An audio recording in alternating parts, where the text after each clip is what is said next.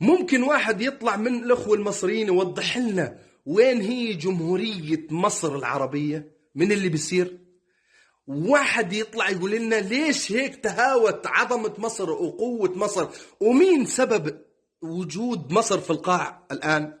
طبعا يجي واحد بدنا هذا المسألة اللي احنا فيها مسألة كبيرة وبدها ناس عظماء يفكروا فيها ويخططوا فيها عن بعيد وعن قريب برضه، لأنه أنتوا بما أنكم تركتوا أهل غزة ينطحنوا، وبما أنكم أنتوا سبتوا أعظم قضية في التاريخ، وبما أنكم أنتوا تكالبتوا على أهل غزة، حيصير فيكم أدنى من هيك. لسه اللي امبارح للشرع اللي مالوش يومين ماسك سوريا جابوه كرموه قعدوه وعملوا إعفاء عن سوريا.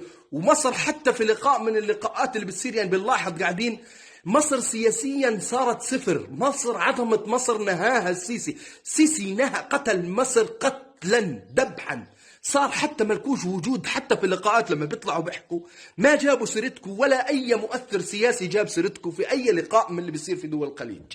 طبعا احنا عارفين انه هذول كلاب وان هذول ما لهمش قيمه، ولكن هم في نظركم لهم قيمه كبيره، وانتم سياسيا انمسحتوا ما لكوش اي وجود. عارفين ليش؟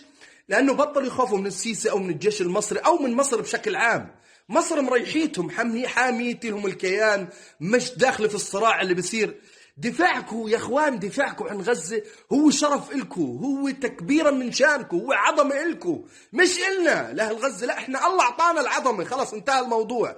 ولكن انتوا وين من اللي بيصير؟ انتوا صرتوا مهزلة.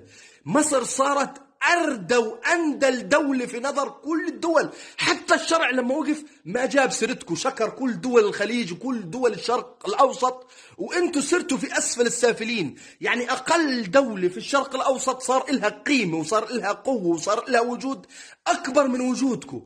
يا خسارة عليكم ويا خسارة على اللي سمحوا للسيسي